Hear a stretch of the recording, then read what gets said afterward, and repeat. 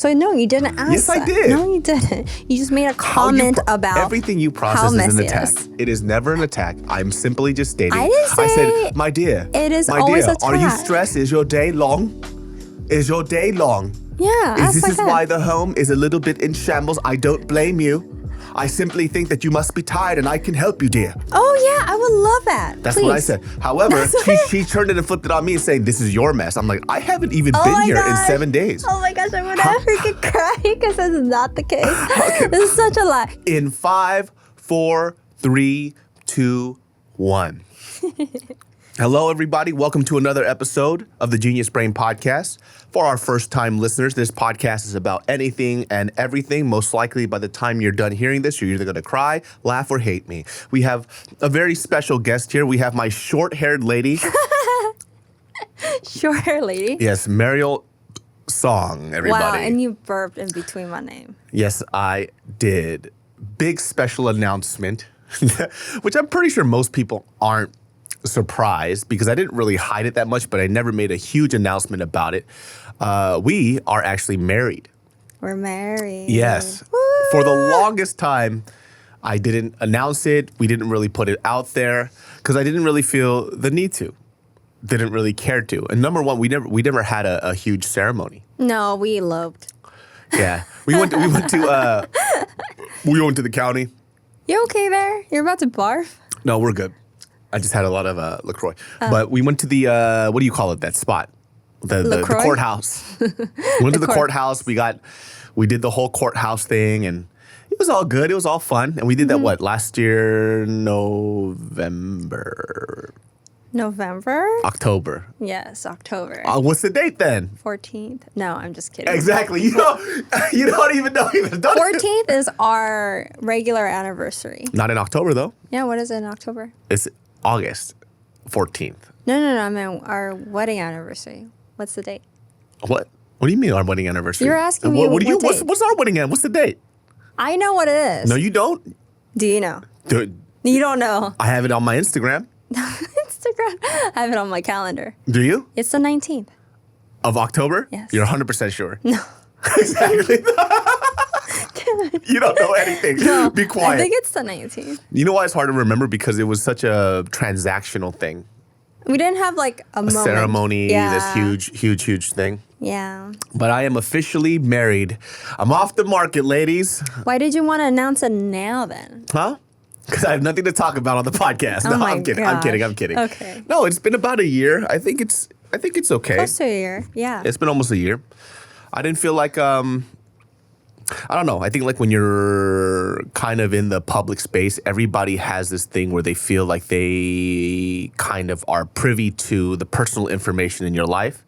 And there's a lot of stuff that I tell publicly, right? I say like 70% of my life is public. But the other 30%, I don't think I really care to tell people what's going on. You just want to cherish it in private until. Because I was with you for a very long time before I even We just hit our 8-year mark of being 8 together. years. 8 of the happiest years of your life. Oh, I man. made you a better person. I made you have good skin. So check this out. So before I met Mariel, I never used lotion.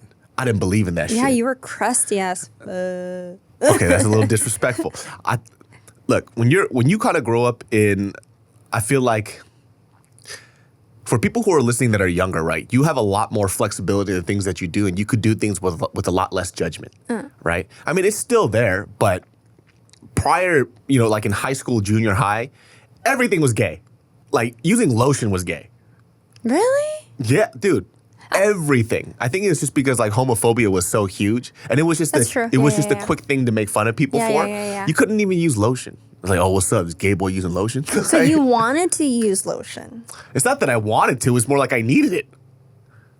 Uh-huh. Right? I mean, people would use lotion here and there, but people would always, try to throw out gay jokes and what you want. But it was considered something very feminine. Yeah. Right? Super girly. Like, oh, girls use lotion. People were making fun of Korean men in Korea because they use a lot of like skincare. Oh, 100%. But look at it now. Everyone's using it.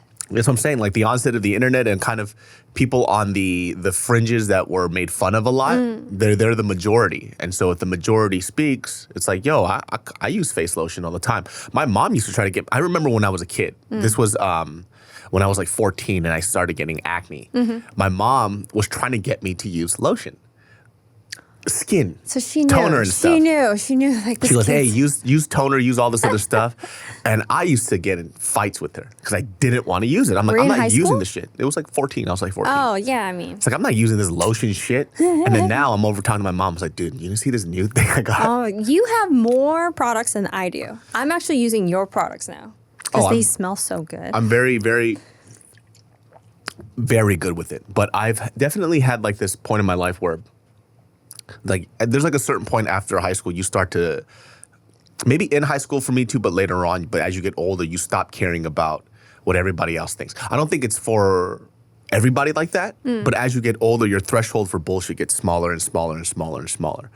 Also, you are not in the same circle as well. Like you work, Oh, yeah, you for start sure. hanging out with other people and it's not really like cliquey as like, oh, you have to do this trend or else like you're going to get kicked out of this group. You know, that kind of, I think in high school and middle school, you have that like, I have to fit in. But once you go into college, it's like trying to identify who you are. So you try different things. At least that's like how I transition. It's like, I don't care about fitting in anymore. I'm all about like finding out who I am and trying new things. Yeah, that moment happened for me like junior year of high school. So it was then I was just like, I don't even fucking care anymore because I'm not going to see these people anymore. Like after I graduate, I'm gone. I'm out this bitch. Yeah. Like I'm not in high school anymore. I'll be leaving. I'm gonna just do whatever the fuck I want. That's why when I was in junior high, not junior high. When I was a junior in high school, I joined choir. Oh, no way. Yeah, let me tell you something. Choir? Like, that's why I joined choir because I wanted to. Yeah, Oh see, my you God. girls laughing at me right now. This is my nightmare. That's super cool. Oh, I didn't join anything. I wasn't allowed to, so. Well, I joined choir, and I always wanted to join choir, but there's this one moment that I'm like completely scarred from. So every year, somebody would be picked to sing the national anthem, right? So and usually it would be somebody from choir, and the music teacher at the time, Mrs. Dake, would be the one to choose who's gonna be the one. I always wanted to sing the national anthem, right? Wow. Never did it though. You didn't get picked? Or No, you never? I got picked. I didn't want to do it. Why not? Because the last guy that did it, somebody called him a faggot. But you didn't care anymore, right? No, like, okay, I didn't care about that, but I do care about getting laughed at by every person in the school. You know? So that this guy goes up, and, you know, I don't use this word anymore, but I'm just saying it for the story's sake. Yeah. He goes up, and he's about to sing. He clears his throat. One dude in the crowd just goes, faggot! And everybody busts up laughing, and I got scarred. I'm like, I'm not doing this, because that's for sure going to happen to me. Yeah. 100%. But I kind of wish I would have done it, though. Now is the moment. You have the mic in front of you. I don't care about doing it now. But those were those things like in high school when you start becoming a little bit older, you stop caring so much. And as even now too, I start caring less and less and less. And now I'm trying to learn how to care a little bit more, so I'm not so insensitive. Yeah, maybe care more about your wife, you know? And so all of this conversation is basically just thanking me to get back onto the Care more skincare. about your wife, dude. This girl yesterday, man, she's so full of crap. So okay, check it out. I've had COVID, right? And you know, like when you have COVID, if you guys have ever had it before, some people haven't. are concerned about you, and you know she generally was. But this woman was treating me like I had leprosy. Like, Well, yeah, I didn't want to get sick. I never got COVID, David. She would approach me like she was a vampire. Like, just cover her. I'm like, yo. Yes, because you didn't cover your face, so I'm covering mine. Okay. Okay, let's not be dramatic. So I had the back studio before. And then I turned it into a podcast. It was a podcast studio, and now it's just like a lounge chill area. So I was sleeping there for the past 5 days, 5 or 6 days, and on the 7th day, I decided to come back in the house. Turns out I found out that this woman is literally the loudest person in the world in the morning. Hey, what happened when you found out you were negative? I gave you a hug. Because then I survived too. You survived. Yes. If I got COVID, I don't know what my symptoms are. It could be the worst. Very true. And you're sick already, so who's going to take care of me? Huh? I would have taken care of you. No, I was fine. I wasn't even that sick. And what if I'm like super sick, you know? I don't want to be in that position. I was trying to make sure that we're both healthy people. Anyways, so I'm loud. And what's your point? You know what I hate about her the most on this podcast? Like, her personality is completely different than how she normally is. What do you mean? I am so sick. It sounds like you're speaking Japanese, but in English. Hi, I just wanted to take care of you. That is the voice that I use. No. I have all kinds of voice, just like how you have a loud voice in certain places. The biggest thing that we argue about, which we don't really argue or fight that much anymore, he loves to is argue. her volume. He loves It's like to 10 argue. o'clock at night. We're chilling. We're trying to cool out before we go to sleep. I just hear her just scrolling through TikTok. Is it wrong that I wouldn't be laughing? And I'm like, yo. Do I need to get your permission and be like, like, what do you want me to do? Were you a Japanese anime villain? I'm truly enjoying my moment. Do you want me to not do that? No, it's not that I don't want you to do that. It's just like you cackle so loud. And then we have this thing too. I'm not sure if you guys ever been with, like if you're with somebody, right? And you're trying to watch TV, right? You're watching TV. It's at a normal volume. And all of a sudden you just hear in the corner.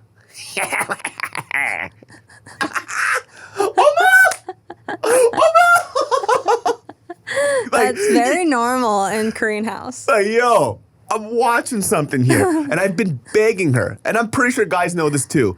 I've been begging her just to get headphones. And by the way, she's had a brand deal where the brand deal sent her 7,000 headphones. And she doesn't use them. I do. They all broke. No, they didn't. There's 2 of them in the drawer right now. I gave them to you.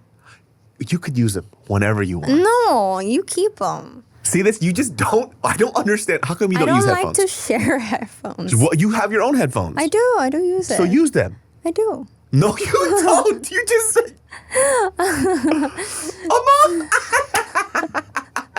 You know, okay, if I use my headphones, my laugh or any reaction won't go in my headphone. You know that it'll still come out and for you to listen. Yeah, but at least I'll mitigate one of them because you have that thing so loud.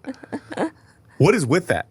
Because I can't hear. I don't know if you noticed, but I can't really hear.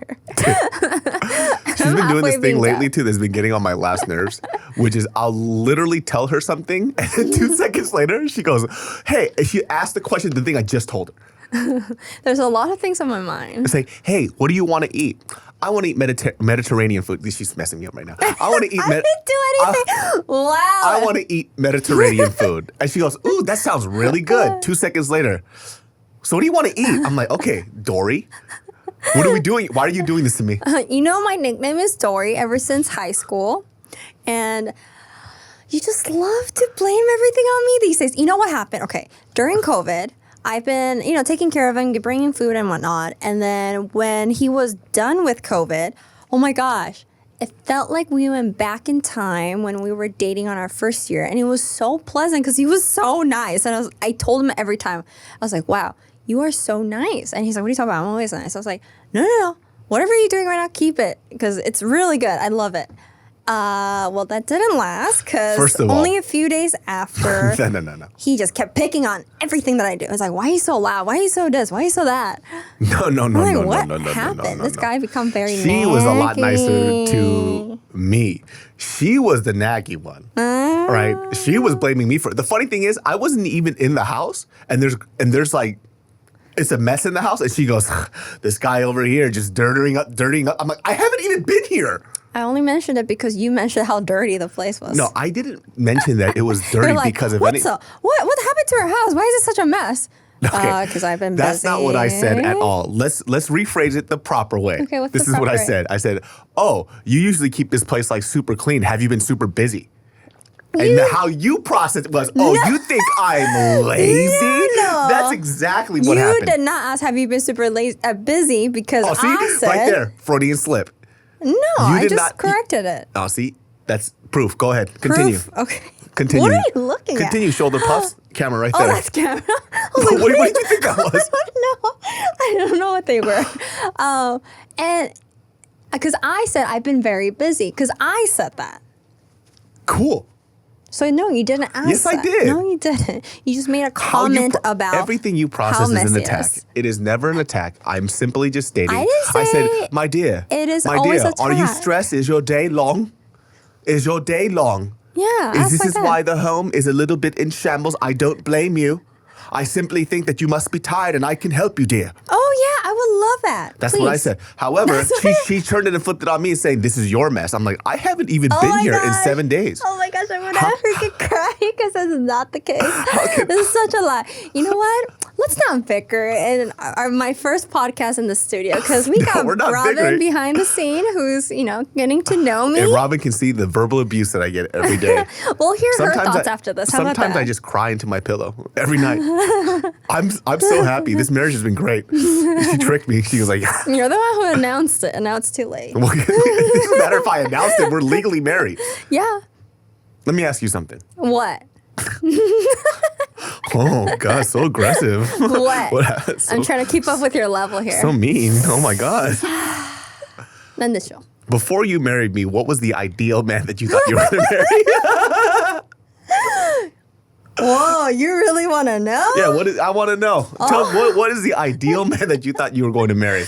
Wait, what is this? Is this a trap? Listen, I'm not a girl. I don't ask questions to trap you and then throw it back in your face. Is there like a divorce paper that's ready to come out here? That is the typical girl trope that a lot of guys say is that they ask questions to go ahead and trap us. Like, oh, do you think I look good in this dress? It's like there's only one answer. Yes. And if I say, oh, there's a different dress, well, guess what? You ruined my whole day. I'm not doing that. So, are you gonna answer the question as well? Because that's the. I will answer the question. I will answer the question 100% honestly. Okay, fine. Do I want to know? Do I want to know though? No. You can. No. You can. Sometimes it's just ignorant is a bliss. Okay. That's what I'm saying. You can ask the question if you want. If you don't want to, then you already answered it with. No. You already gave me an answer. My dream girl is a girl that watches TikTok silently. Wow, actually that's fine because that's a very low bar right there. Yeah. So let's start with you. Before you met me or before you married me, what was the ideal man that you thought you were going to be with? My ideal man? Because I know for a fact it wasn't me. My ideal man? Remember I had a whole a checkbox list? Yeah, what's the list? Well, you did check a few things. Like I want a guy. I don't want to hear any of that stuff. I want to hear the stuff that you. I wanted a guy who treat me like a princess. Legit. I wanted a guy who treat how my dad treats my mom right now. Not 30, 40 years ago, right now. Which is treating like a princess. I know this is so girly of me, but really, I wanted a. Well, explain to me, treat you like a. Oh no, okay, it's not really a princess You know what? If I could just nani. Okay. Before we go into this, okay. explain what that means exactly. Treat me like a princess. Princess? Oh, I was about to get into that. Oh, okay, go ahead. It's more of kind of like the old school style of taking care of me, not like. I mean, you do take care of me, feed me and all, but someone who's has a, what do you call it? Chivalry? Chivalry? Chivalry? Chivalry? I can't pronounce it right. Chivalry, yeah. Of, opening a door for me, kind of thinking ahead. I like to do that, because I'm like, oh, you're sick. Let me go ahead and not make you food. How can I open doors for a girl that walks faster than me? Can I finish my go ahead. answer? Thank you very much. When you're sick, I go and prep food for you, and then you come back and be like, oh, thank you, honey. Kind of that reaction. I'm a verbal affirmation girl. That's my love language. Hold on, you don't say I don't do verbal affirmation? Can I finish? You asked me what my ideal is. I'm not saying that you don't have Okay, I'm getting a little defensive. Go ahead. Oh my gosh, do you want this conversation? Stop yelling at me. Not? Told you, my level's right here. I'm not going to change it. Yeah, so I'm a verbal affirmation person. I love act of service. I mean, I don't think my bar was that high. Who's able to speak Korean, understands the Korean and American culture, plus Japanese and Taiwanese will be great because I lived in those countries. Hayona. who likes to do outdoor activities with me, who likes to, get to know my friends, explore new things, plan things out together. Basically, she wanted to do absolutely nothing. No, together. Because I'm a very nosy person, so I have to be part of the plan. You know why this makes me laugh so hard? It's because like usually girls who want to be treated like a princess usually behave like a princess too. Well, okay, so that's the thing. I'm like, it's not a typical princess really, because I'm not asking. I don't like to wear like princess dress. But you just use your mom as an example. And your mom is very much like a princess. No, I use my dad as an example. No, but your mom and dad's relationship, because your dad can treat your mom like a princess because she has like these princess-like behaviors. Well, that's the thing. The princess role has been taken in the family, so I can't have that role. Like I've never met a princess that farts on their princess laps. So, well, the thing is that when I met you, you were like polar opposite of what I had in mind. Sexy. Just very round sexy. And sexy and dry. But you've also made me real. I mean, the reason why I picked you, or like we decided to, Handsome. It's your personality. It's because... Oh, just call me handsome already, dude. You're handsome. Thank you. Man, Jeez. when I saw that jawline coming around when you lost that a lot of weight... Shallow. I am a huge person when it comes to jawline. I don't know why it's a thing. I don't understand why jawline turns you on. It's from Smallville. Tom Welling had a really nice jawline. I'm like, that jawline looks amazing. You mean the man that was a 40-year-old dude that played an 18-year-old? He was 30, and he played a 18-year-old, and he looked very young. He was in his actually mid-20s when he started, okay? Fun fact. Anyway, but yeah, you had some of those aspects, There's some that don't, but can't be perfect. What's the don't? You don't plan with me. You don't do outdoor activities with me. We have complete different hobbies. Here's the thing. I do a lot of outdoor activities. Her outdoor activities, it's so funny because verbally she'll say she wants to do something, but when it comes to it, unless it's a trip, I'm talking about out of state or something like that, then she has no energy to do anything, which is crazy because I like to explore the local area because there's so much stuff to do here. Her, on the other hand, like here's something, for example. We have gone to this place called Eaton Canyon. Yeah. 3 times in a row. All the 3 times that I went with her, she never finished it. She went almost right to the end, and the end is the best part, and that's where the waterfall is. I've been there at the end by myself. I think we didn't have enough time or something. No, we did. Each time you're just, I'm so tired. I was like, I could have been very tired. okay, we'll go back. Or the other time it was, I'm so hungry. So I could have been hungry. 3 There are times in very a row, legit reasons. we have not been able to complete that hike. And it's a hike that I did probably about 5 times a week at that point for a month straight. Well, that's the thing. You built up your endurance. I didn't. No, I'm talking about from the first time that I did it, I went all the way through. The first time I did, I went all the way through too. Not with me. Yeah, I did. You're talking about recently. Exactly. That's what I'm saying. Like recently. We've been there before a long, long time ago. I know. I'm saying recently, 3 times in a row, you didn't complete it. And that's why I was like, we're not doing this anymore. Yeah, it's not our first time. It's recently. And yes, I'm talking about the first time that we started again. Yeah. And that's because you build up your endurance. Or we'll go biking, right? And she goes, the weather, it's too hot. It is, yeah. Because for me, I just bike whenever. You have different tolerance, and that's fine. What I'm saying is like I'm very outdoorsy now. It's just you have so many conditions. But if we go outside somewhere, it's like she could walk 40,000 steps. Forever. But when she walks, dude, yesterday we walked a mile and we had to stop. And I'm so tired. I'm so tired. I looked at my steps. I was like, 1,500. 1,500 steps. It's because in Korea, we were walking an average of like 17,000 steps a day. The energy is very different, David. The energy of going to a new place, seeing people, just seeing new environment is very different. It brings joy. So much joy. Walking, though, is joy. It's meditation. Oh, sorry. That's the thing. I don't know how you walk for hours in the heat without anything. I'd be so bored. I hate walking. First of all, I hate walking. But I love walking like in Tokyo, in Seoul, because there's just so much to look at. I'm very distracted. I'm just like, wow, there's a lot of stuff around here. And I get, I'm entertained. But if I'm walking and there's just a landscape of brown mountains everywhere and the air is dusty and the cars are just vroom, vroom, vroom by, that's not entertaining for me. I just want to go home. But walking for me isn't a point of entertainment. So Like walking is a point of, number one, it's activity. It's for activity, health, and also meditation. So I'm not looking to be entertained when I walk. So here's the thing, like I said, we have very different hobbies because these hobbies define very differently for us. Know what I mean? So that's what I'm saying. But I don't understand how you can walk 17,000 steps and then walk 1,000 and then look like you're going to explode. I don't know. Like you look like you ran away from a lion. Ran away from a lion? Like full speed. What do you mean? Oh, daddy. Oh, 종아리. Oh my God. Well, it's also 'cause I had a leg day workout 2 days ago. And so I was feeling the So sweat. did I.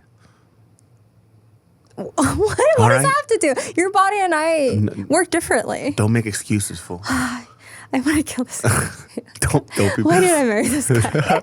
You married me because Well, you love me, dude. I answered your question. So that's what it is that I want to do a lot of things together, but I also want to have separate lives, our own independent lives with our friends and whatnot. And I think we actually have that. We have a rule. Like if we don't need to go to the wedding, you don't have to go. Kind of. Like if there's a wedding where let's say I know everybody, right? And she has to travel for it. She doesn't know anybody at this wedding. She doesn't have to go. I don't care if she comes or goes, right? If it's a wedding where it's like I know a few people and then she also knows everybody that's going to be there, then yeah, let's go together because it'll be fun. But if not, then it's just like introducing you to like 400 people. It's just this whole ordeal, because I already hate weddings as it is, which is probably why we haven't had one yet. It's just, I just, like for example, if I'm going to go to this ratchet ass Vietnamese wedding, she's probably not going to go. It's not her vibe because it's about to get fucking crazy, Yeah. and it's around very specific people that she normally isn't around. Yeah. So for her, I just kind of say, I know like for people, it's like, oh, it would be nice to meet your wife or whatever, whatnot. Well, if you want to meet my wife, then you could meet her at any other given instance aside from just a wedding. We could get dinner, we could do all the other stuff. If it's just for that idea, then she doesn't have to come. Because it's pointless. Because I know these people, I'm going to have a great time, right? And we're going to talk about old stories, we're going to get drunk, we're going to do crazy shit. And she doesn't have to be a part of it. And for her, and no offense, a lot of the weddings she has taken me to have been absolutely fucking boring. Because in terms of That's not nice. in terms of the weddings that I go to, it's so different, right? And what I mean by boring is like it's the weddings that I really, really dislike. It's like it's hyper religious. So hyper religious weddings are very, very ritualistic, right? And so that's more of a formality. There was only one that was like that. The other ones weren't like that. What are you talking about? Anyway, I think my friends' weddings are fine. Well, for you, that's what I'm saying. And I'm not saying that what their wedding is not fun for everybody else. I'm saying for me, right? So you like ratchety stuff. Hell yeah. Hell yeah. So here's the thing. We're yin and yang. Yeah. We're very different. Two different worlds coming together. And fortunately, there was some mutual interest in that diagram. And that's what we like to share. And then we have our own separate lives with our own friends and family. Yeah. Like her group of friends are very different from mine too. We're very different. My group of friends are just weird.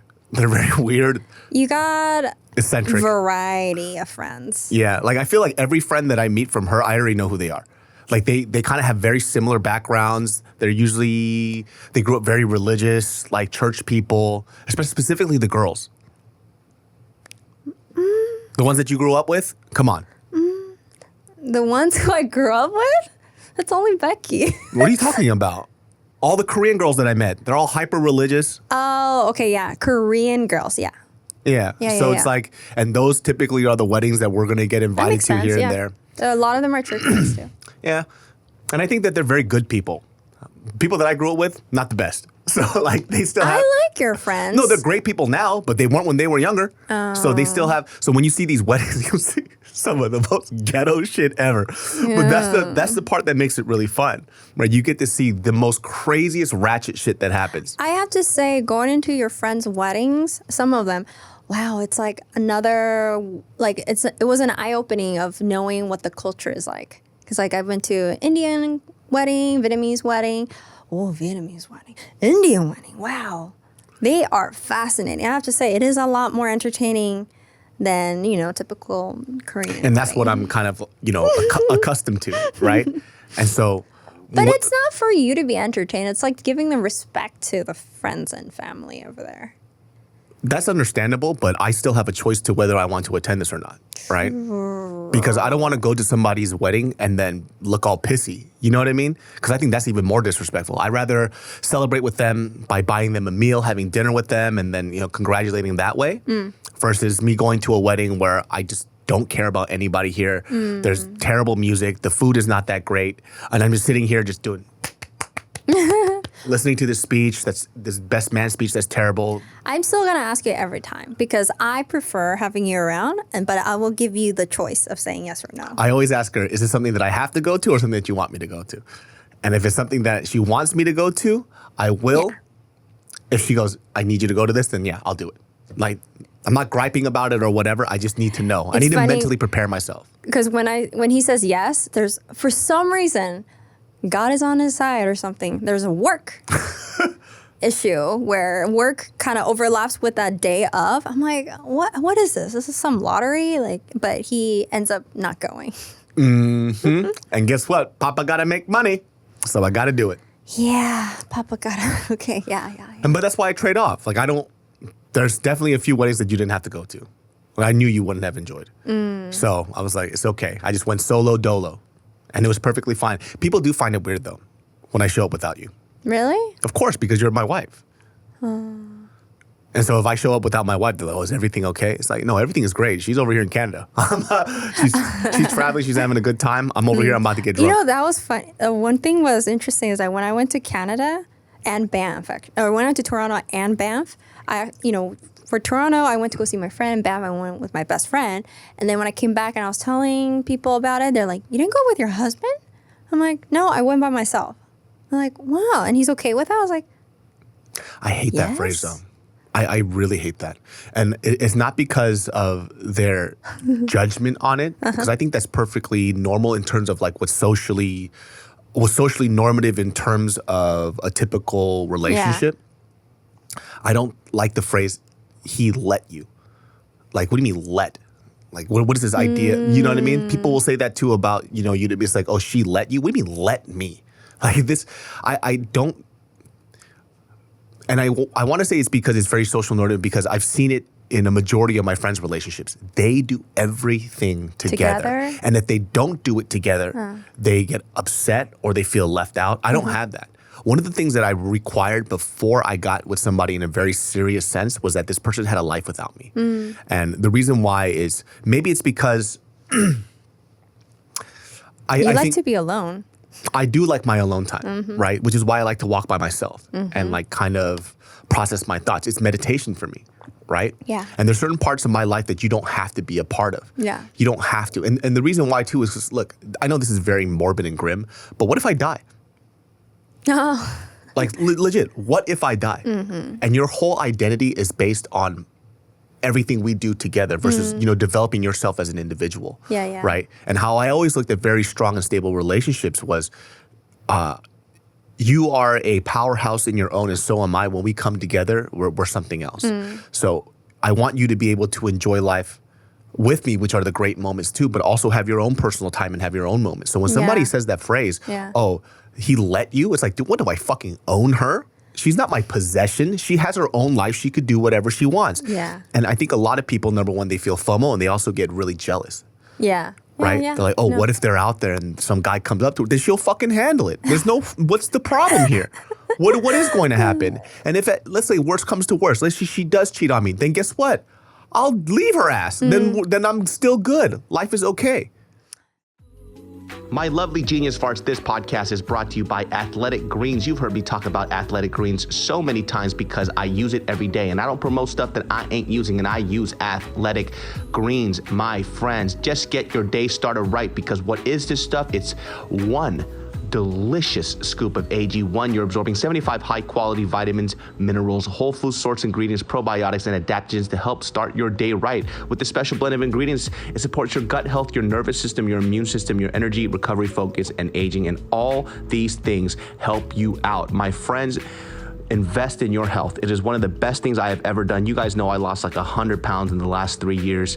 And on top of that too, what I put in my body is so important. I didn't realize that until later in life. And that's why I take my AG1. To make it easy, Athletic Greens is going to give you a free 1-year supply of immune support, vitamin D, and 5 free travel packs with your first purchase. All you have to do is visit athleticgreens.com/geniusbrain. Again, that's athleticgreens.com/geniusbrain to take ownership of your health and pick up the ultimate daily nutritional insurance. Yeah. I mean, I totally understand. When I go to weddings and I see, all the couples are together and they're asking, "Where's David?" or like, "Where's your husband?" Sometimes I'm like, I wish he was just here. Then I feel FOMO not having you around. Yeah. But at the same time, I like the fact that we have this mutual understanding that, hey, sometimes like we're just gonna do our own thing. Like we're gonna fly. You go to Hawaii and like having your time with your dudes, and I go, somewhere with my friends, and we're cool with it.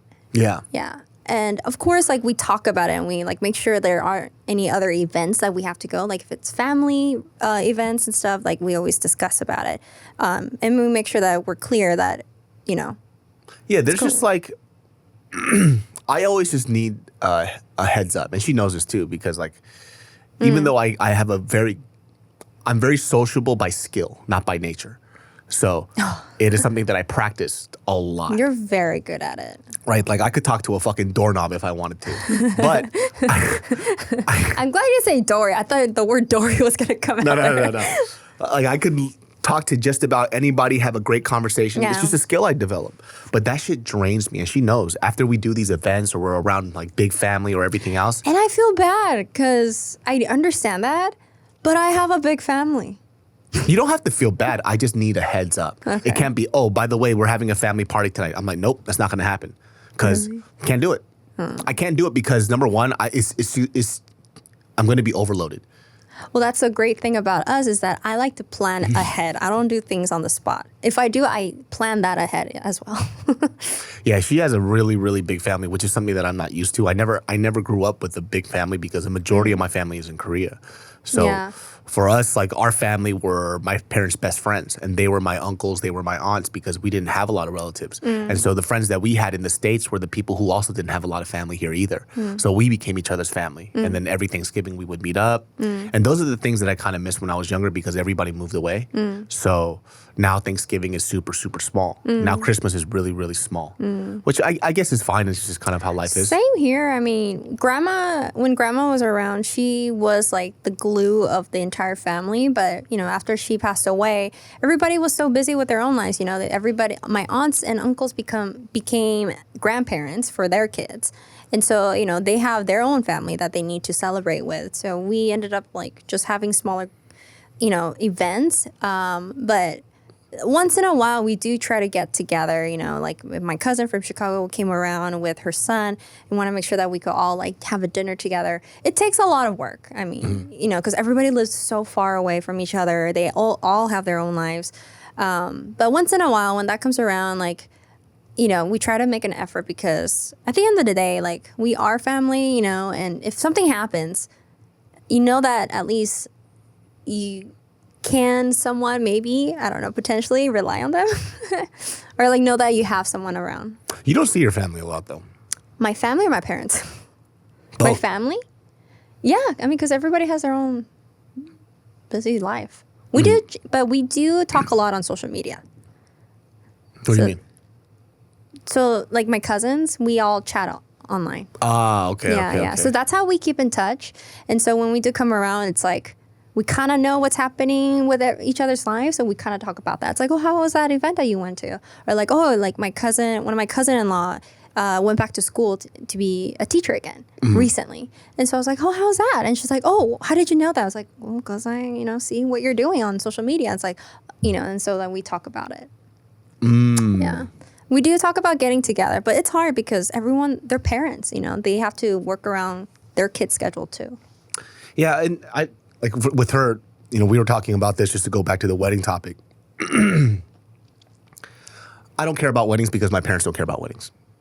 My parents are very practical human beings. When it comes to like practicality and money-wise stuff, like, as long as we were married, then everything's fine. If I never had a ceremony or a party or a reception or anything else like that, and I was on my deathbed, I would never regret the fact that I didn't have one. That's how I feel about weddings. Like weddings to me are, once again, when I say these things, it is not a reflection on what you like. It is a reflection on what I prefer. I think weddings are trash. I think. Damn, you don't have to say it that harsh. But I genuinely feel like that though. Because if I were to expound on that, weddings are not for me. It is for everybody else. And I refuse to spend $50,000 on other people. So if it really is like in celebration of me, I shouldn't even have to pay for the shit. So I just don't think it changes the quality of my life. It doesn't change the quality of our lives. It doesn't change the fact that I love you. It doesn't change the fact that we'll maybe one day have kids. It doesn't make me happier. I will never look back at a wedding and be like, man, dude, I don't think I would ever do that. If you have a wedding, would you see that as like, man, my wedding is a trash? It's not that wedding is trash. It's like if it happens, then it happens, right? But I will never, ever put effort into wanting to have one. If it's important to you, that's different. But there's a lot of things that I don't care about that's important to you that I make it important to me because it's important to you. Do you see what I'm saying? So if you're asking me personally, then no, I could care less about it. It's such an old and archaic version. It's just old as fuck. And I know a lot of people are saying, well, I just want to celebrate it. Like I said, that's fine. I don't give a fuck what you want to celebrate. I'm saying that I don't care. And people have a huge problem with that. People have a huge problem with me saying I don't fucking like weddings. And they go, oh, look at this guy. Like, why don't you like it? It's like, because I have an ability not to like these weddings. Especially somebody with anxiety, especially with somebody who just, like I say, I'm very practical in that type of sense where I want to do something that I feel like I'll enjoy. Like if I have $30,000, I'd rather take that and travel the world. I understand a certain degree because I am someone who doesn't like to be in the spotlight to begin with. I have anxiety to be in front of the crowds. So the fact that I have to put so much effort and money just to be in the spotlight that I hate to be on, it gives me a lot of stress. So like before pandemic, we were thinking about having a wedding. So I was trying to figure out like, what are the options out there? And I was so stressed out because one, I'm trying to figure out how to be, good with, find like the best cost, first of all. But it's so expensive. And then I have a lot of family and they're everywhere. And then think about accommodating. Like I didn't realize how much of compromising stuff that I have to do for the wedding. And I'm like, is this really fun for me? Because it's not. Well, that's what I'm saying. Like the wedding isn't for us. It's for everybody else. It is. So, they say, do what you want to do. So that's what at least, my American friends are saying. Do what you want to do. Don't care about others. It's for Asian. your one. So I took that mentality and I'm like, I'm going to do what I want to do. And then, I forget that we're Asian and it comes, I didn't know this or it didn't hit me until I talked to my Asian community and they're like, no, this is for your people, not for you. Like, this is for them to know each other. Like, two families come together and, like, introduce each other. You have to think about, and I was like, wait, so I have to think about, like, the kids and everything? I don't want the kids there. The funny thing is that I don't think your family knows the only people they're going to be introduced to are my parents. None of my family is here. Even so. And so when I was like, I was thinking of just adults only. It's like, you can't really think like that. And I was like, what? Because for me, now it's like, well, that's what I'm saying. I was so upset when I heard was explaining to her too, and I'm very empathetic towards her because I don't have family politics because I don't have family here. So for her, I was trying to explain to her because she was stressing out. And basically what I was saying that is your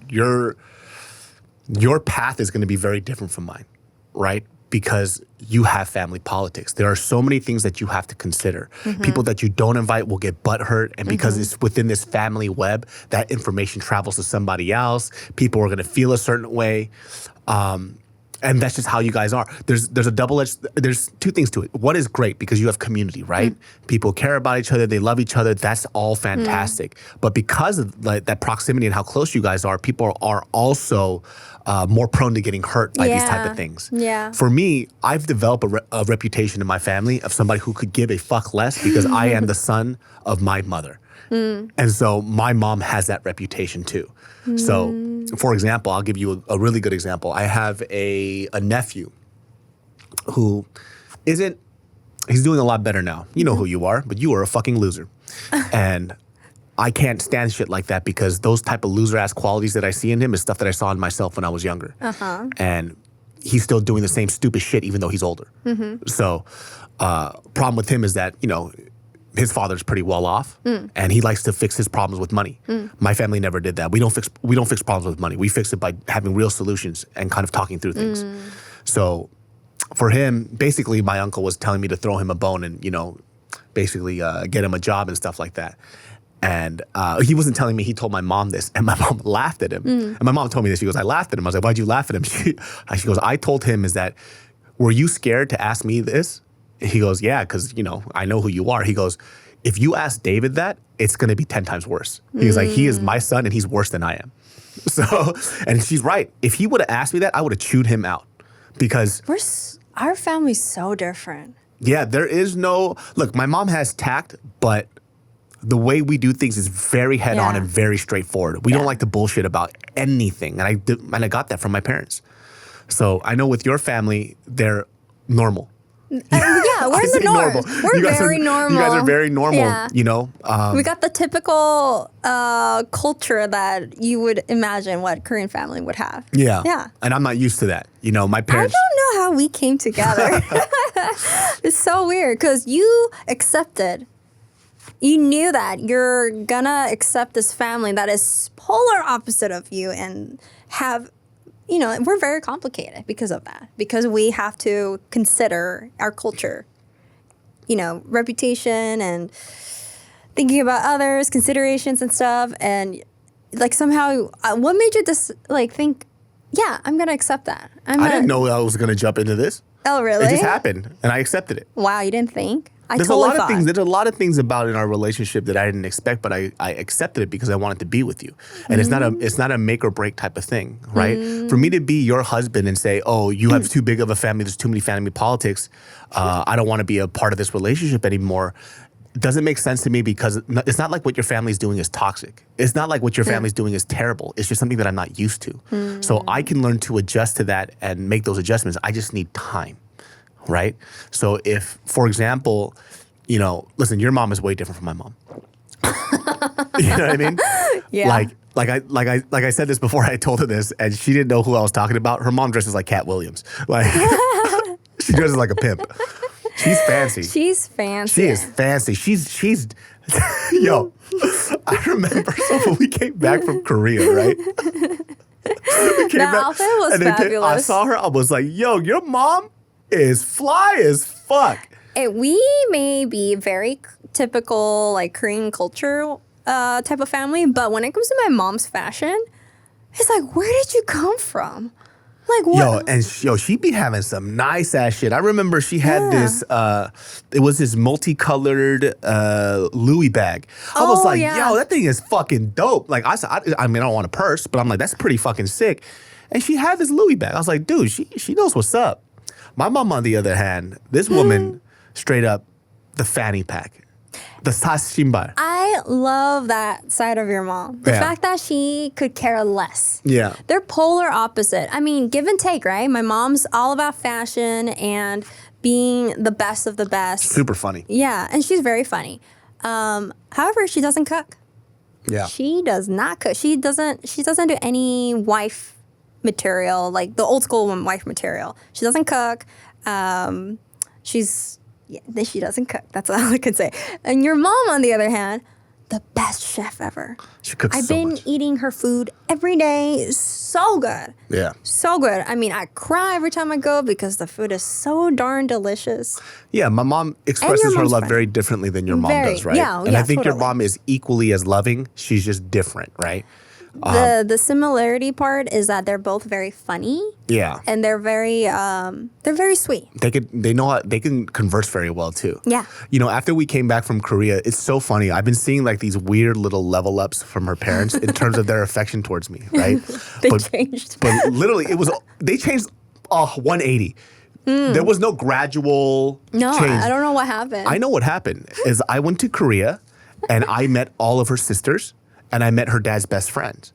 They spoke really, really well of me to your parents. You were good. Because it was already like that with the other family members, right? Yeah. But now, like, everybody that I've met, they really, really like me. And so I met Mariel's dad's best friend. And then we were chopping it up, having a good time. And, you know, just a really dope conversation. He was really, really cool. And I liked him a lot. And for sure, because they talk on the phone all the time, he said a lot of good things about me. Yeah, and then after that, your dad was just like, my son. I'm like, my son? I was like, what the? That's so funny. I was like, yo. And it was so funny when he said that shit because I was sick from COVID recently, and then he called me, and then we were chopping it up for a little bit here and there. And now the conversations are a lot more casual. Before it seemed very forced. Like he wanted to talk about random things, which he doesn't have to do, right? Because he's now my dad.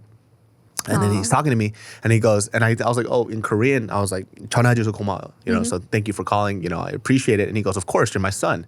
I was like, the fuck? Like, how I mean, in a good way. I was just kind of shocked. Yeah. And then the other day, I walk into the house, and then she hugs me, oh, 우리 이쁜 딸. And then she goes, oh, my son. I'm like, yo, what's going on? It took some time. It took 8 years. Your parents, on the other hand, when we just met, they already started calling me daughter-in-law, and that freaked me out. I was like, That was my dad. Ma'am, sir? That was my dad. Yeah, And so yeah. my mom got pissed.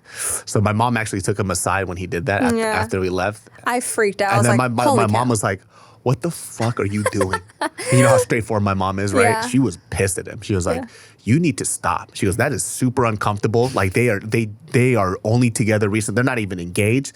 Don't do that shit. And then my brother too chewed him out for that shit too. So you're being fucking weird. I mean, now it's fine. Yeah, because we're married. Yeah. But like before, my dad just comes on so fucking strong. It's because he's really, really happy. You know? Yeah, I could see that. There's no bad intention to it. Oh no, I'm just telling like, yo, relax, bro. Like I just got together with her. I think what's great is that your parents, my parents, and I think us too, we're all so different. But I think it's good because we check on each other of the things that we see that, you know, you may not see. Yeah. And I think your parents do that very well. My parents for sure do that well. And I think maybe that's why we attract each other. We're just so, like, we grew up seeing our parents being polar opposite. Yeah. That we're just attracted to opposite personalities. Yeah, your parents are very different. Yeah, we're very different. Your parents are very different. I was saying, when I see your whole family dynamic, I'm tripping because you actually met my aunt. Remember my aunt? Yeah. And you think my mom's rough. My aunt's worse. Well, I met your aunt. I've seen During videos. Thanksgiving. Yeah. I've seen videos where she was rough, but I think when I started Thanksgiving, she was a lot more soft. She's not a very soft person at all. That woman is rough Or around the it fucking could have been edges. because I was there that she I was literally saw this woman bite my other aunt in the face. Like she had rabies. Like my family's fucking crazy, dude. So she's a very interesting person. Like I'm saying, like I feel like the Korean family that I grew up with is very atypical. You know, because when I tell these Korean stories, other Korean people are like, I don't know if that's a Korean thing. I think that's just a your family thing. It is. All that to say, though, I think I'm still gonna try to plan a wedding. No, I said like that's fine. It's been forever. Yeah, I just told her that, you know, to go back on topic was, you know, when you plan the wedding, you have to be really considerate of everybody that you're inviting because of your family dynamic. It's not something that I have to deal with. If somebody comes up to me and goes, you didn't invite me to your wedding, I'd be like, get the fuck out of my fucking face. Don't talk to me. See, that's where I'm like, what? Yeah, I'm like, listen, if you want to hang out, we can hang out. We could do all this other celebration stuff, but I didn't feel like it was necessary for you to be there. And plus, I didn't want to be at the wedding. So I hope. One, I think initially I was like, nah, we don't need a wedding. Maybe just like a party or something. But all it comes down, I was like, you know what? I hope if we do have a wedding, which I think we should, I hope it could be a intimate and memorable wedding where we're like, this was it was worth it. If the wedding list is like, I don't know. Don't put a number right now. Don't put a number. But let's just say if it's like, I don't know, like 100 people, then it's a lot easier for me because there's plenty of people that won't come. Yeah. Most likely there's not going to be a lot of adults on my side. Huh? Oh, you mean like our parents adults or? Because I don't have a lot of adults. So it would be, I don't have a lot of, my parents too, just like me, they don't fuck with a lot of people. So they don't have a lot of like friends. They have a set amount of close friends. Everybody else can fuck off. So that's easier for me for a smaller thing. If it becomes bigger, then I'm inviting all these other random people. I'm not trying to make anything bigger just because. Yeah, because I feel like the people that you're going to be inviting is going to be all your family. Your family alone is going to cover up 50 people. Yeah. Yeah, you know? Yeah. For my family, it's not going to be that big. I'd say half of that will be, maybe like 15 people will be like quote unquote people who are family, and the rest are just going to be people who I invited. And if they want to go, they can. If they don't, then whatever. Well, like I said, I hope the goal is that if we do have a wedding, it'll come down and be like, man, that was worth it. That's what I hope. Not like, oh, this was a trash. It's not good. The wedding isn't trash once again because weddings are trash in general. I just don't like weddings. I don't like the idea behind it. I hope you end up liking your own wedding. Is what I'm saying. I will because I'm not going to plan it. See, this is what I wanted on my husband's side. Plan together, David. I will help assist you. Yes. Be my PA. Yeah, I'll be your PA. I think the hard part is, once again, is that because this is such a grandiose event and it's not really for us, it's for other people, I dislike it. It just goes against everything that I am as a person. So, once again, anybody who has weddings out there, don't take this to heart. I think weddings can be very, very dope. It's just for me and the way that I think, I don't like it very much. I give kudos to those who could do weddings or could. I'll say this though, Tim's wedding was dope. Why? Because the ceremony was super fucking fast. It was beautiful. There was alcohol flowing from the beginning to the end. Dope ass fucking music. Really good food, dope dessert. And it was just a party, you know, which is the weddings that I usually typically like to do. But I don't know. I don't really care for it. Well, I hope you care for ours because I don't want to be the only person. We're a family. And we do it together. No, I'll help you, I said. Yes. I'll help you. And once again, our wedding, I'm not saying that it's trash. I'm saying that the idea and the concept of weddings, this is how I feel about it, right? Once again, if it's important to you, it's important to me. That's all. Okay. Everyone heard that? Okay. That's it. If it's important to you, it's important to me. There's a lot of things. Early on in our relationship, I was trying to explain this concept to her where this is not how it is now, but we'll go do something, right? And then I'll do something for example, I hate magic. I'm not a big fan of magic. She took me to Magic Castle, right? And then, you know, it was a perfectly good time. And then she was like, oh, she's like, I didn't know you liked magic. I was like, no, I hate magic. And she was like, so upset at me. Because she goes, well, if you didn't like magic, why'd you go? I'm like, no. I went because you wanted to go, and because it made you happy, I was happy. It doesn't necessarily mean that I enjoy magic. I hate Magic Castle. I hate it when every random person came up to me, they're like, you want to see a card? I'm like, get the fuck away from me. It's how funny that you mentioned the magic one. I thought you were going to mention about Disneyland. No. Well, Disneyland's another one too at the time. So yeah, for me, I went to Magic Castle and I did the whole magician thing because I saw how happy it made you. So I enjoyed it because you enjoyed it, right? I enjoyed the fact that you were having a good time. The experience itself, I fucking hated it. But we were together and you were amazed. You're like, wow! I'm like, okay, this is fun now. Fun fact, it was actually the first and the last time I ever went. Yeah. But once again, like that's what I was trying to explain to you early on is that not everything has to be done because I specifically enjoy it. I can do things and enjoy things because I enjoy being with you. You know what I'm saying? Yeah. If that makes sense? Yeah. Would you enjoy being with me if you go to weddings?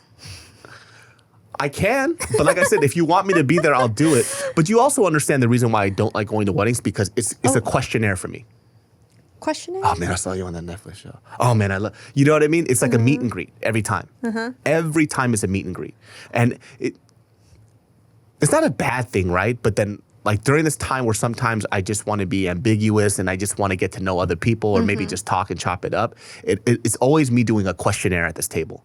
And it's exhausting for me, right? It can't be like, oh, what do you do? And you know how everybody fucking responds every time I ask that question? Hey, also, what do you do? Oh, I ain't doing something as cool as you. I'm like, okay, well, fuck this conversation then, dude. Like, I'm just gonna be talking to myself about myself for 45 minutes. And it becomes that every time. And it becomes exhausting. So even when I go out of state and I see other friends, they go, oh, I'll say, oh, I wanna go we're gonna have a party with friends. I'm like, I don't wanna go. Because every time we do this party with your friends, guess what happens? It's me in the middle of a circle and I'm entertaining like fucking 20 or 30 people. And that's why sometimes it's hard for me because I don't ever get to have fun. When I go home to Sacramento and one of my Sacramento friends has this party, guess what happens? Nobody gives a fuck about me. We only give a fuck about each other in terms of our friendship. And we talk about, I get to see what they're doing, I get to see their kids. They talk about their lives, what they're excited about. And it's a normal conversation. But I feel sometimes because there's this, with your friends, or not even your friends, just people who are at the wedding. And because I've been on the space for so long, sometimes it's hard for me to get to know people or even have a normal conversation because it's me just talking about myself. And it's just the most like narcissistic thing that I could do for the next like 45 minutes to an hour. And it's exhausting because I don't even care about myself like that much. I mean, you could just make it short, right? Be like, oh, it's just, same old. No, same old. and I can't even do that either because it's a representation of who I am as a person, right? And when I'm there too, like I don't want people to feel a certain way. I don't want people to feel like I'm irritated, because I'm also representing you too. There's a lot of things that kind of go into this moving part. I totally understand. I mean, that could be very stressful because you don't like attention. That's the first thing happens. Is like, okay, put it on my face. I'm a comedian. That's what they are known for. If I do anything else, they might think I'm an a-hole.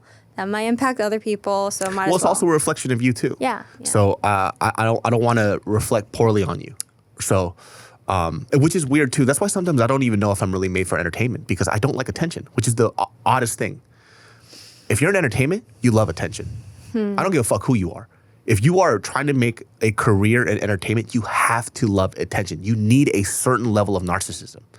And because you kind of feed off this praise and you want to be recognized for this talent and this performative art, right? So you are narcissistic in this. And I'm saying that like in a terrible way, but you have to fuck with yourself that heavy in order for you to be an entertainer. The most successful actors, the most successful entertainers, they admit, I fucking love the attention. But the difference is that at least you get attention for a skill and a craft that you're perfecting, right? I, on the other hand, don't really care about that. I just wanted to make people laugh. And if people laugh, whether it was, and admittedly so, I wanted to be a major stand-up comic when it first started. But after a while, being on YouTube and being on the space for 10, 12 years, I feel like I've gotten everything that I wanted out of being an entertainer and that I really enjoyed. And the difference between that and maybe like other stuff is that when you're on YouTube, you get to create for yourself. And you don't have to go through red tape. Yeah. So whether I get recognized for this stuff or not, yeah, when it blew up and I was making money off it and I made a career off it, it felt really good. But the objective was just for me to create and have fun, right? It wasn't for somebody to walk down the street and say, oh, I know you from this video. Oh, I know you did that. That's not the thing that makes me happy. The thing that makes me happy is when I see somebody say, hey, I've watched you since I was a little kid. You helped me get through a lot of tough times because you made me laugh. That's the stuff that I really, really enjoy. But the idea that the attention is on me is not what I like. I like the fact that this person felt better because of something that I did, which is the effort that I put into the art and the craft, which is a little, I don't know, it's a little complicated, No, you want people to get some kind of outcome. Like it feels good if their life changed because of you and changed in a good way. Yeah. Like go through hardships and stuff. You do a lot of funny videos, but there is a message in some of them where it really helps them. And once again, just to not, I don't want to make it sound as if, when I go to these events or whatever, somebody asks these questions about me or they're asking about me. I'm like, oh, that's not what it is. It's just that sometimes it sucks for me when I'm trying to have a reciprocal conversation and it's just me talking all the time. And it's, how boring is that shit? Like how shitty is it that I know for a fact, 100%, that when I ask somebody, what do you do for a living, how they're going to respond to me is, I'm not doing something as cool as you. And then the conversation ends. I'm like, okay, what are we doing here then? Yeah. It's like, well, nice to getting to know you. You'll pick it up. You're going to hear it a lot. Now that I told you this, like you'll hear it all the time now. I a hunch that was one of the reasons, is that because you get so much spotlight and certain things and you just want to be quiet. I know that was one of the reasons. It's just, and I totally see it too, is that, you know, they're curious about you. They want to know more about you, or like, that's why when I go to certain events, when I'm like, oh, the population might not be the best place for David to come, then I don't, And the curiosity is fine. I think it's just, maybe I just don't like it when people downplay their own lives against mine, because I don't when think, it's not a conversation. You're just giving a speech, basically. Exactly. That's what it feels like. It feels like I'm giving a speech. Yeah. You know, and it just, I hate myself for it too. It's like, who the fuck do you think you are? You're talking about your, like, you're not that special. And you don't like to do that. That's not like a thing that you like to do. You like to learn. Yeah. Like I like listening to other people talk about their lives and stories, which is why I have so many stories on this podcast, because I love listening to other people talk to me about their lives. Yeah. It's one of my favorite things to do. Like when I meet new people and they tell me some cool fucking story, I can't wait to hear that, right? Because there's life lessons in that. There's so many things that I could pick from it. And there's some stories that I could share on this podcast. And that's what I miss, collaboration. That's what I don't have. That's why I want to see you all the time and talk to you all the time. And I laugh at everything because I have nothing else to collaborate with. What do you mean you have nothing to collaborate with? No, I totally understand that, because I love listening to other people too, especially if it's like quality conversation, and it's like, wow, I want to know like how you think like that and how you got there. And so I understand that, because like I also, like, some people would, when they ask me questions about my life, whether that's about you or about my career, I mean, I like to give my, like, I'll talk about it, but at the same time, it's even more of a quality conversation if I could also feed from them. And like, what else, like, tell me about yourself too, because I want to know how you got where you are right now. Yeah. And like how they're thinking. And that's the collaboration side. I really love it. And that's what you like. That's why you like having these podcasts, because you're like, I want to hear about you. I want to get more out of you. And vice versa. Like, you also share about your stories. Yeah. I mean, I'm kind of like navigating towards that idea of, when people ask me what I do for a living now, you know what I say? What? I do food. I'm a business owner. Yeah. That's what I say too. It's so much easier because now there's questions that we could ask each other, and then they could expound on their lives, and they don't feel like they have to make themselves small around me, right? Because I do have a very big personality. I get it. Yeah. I'm loud. I'm rambunctious. I'm a storyteller. I could do all this other stuff. So, but when that becomes like my role in every group that I have to go to, it feels like I have to perform every time. And sometimes I get into this space where I feel like I'm letting people down of their expectation of me, right? Because I am an entertainer. And so that part is the part that fucks me up a lot. And I have yet to be at a wedding, unless it's a wedding with it's friends that I already know and it's other people who are also in the entertainment space, where I didn't feel like that, right? Or people would feel a certain way if I didn't do something like that. And that's probably more on me, but once again, I would appreciate sometimes if, when we have conversations, it's just not always about me. There you go. Well, guys, that wraps up this episode of the Genius Brain podcast. You can catch Genius Brain every Sundays at 12 p.m. You can catch Mariel at Mariel__song on Instagram and everything else as such. Genius Brain merch, I'm not sure if it's dropped yet. I won't even call it merch. It's a collab with Secret Society. Fucking dope, by the way. Like, we've been working on this shit so hard, specifically Edric, my business partner, because the design that we did is very, very complicated. And but it has to be right before I put it out, because it's not really merch. It's a part of our contemporary fashion. It's art. It's art. It's a fucking art piece. So keep an eye out for that. Genius Brain every Sundays at 12 p.m. We'll see y'all next time.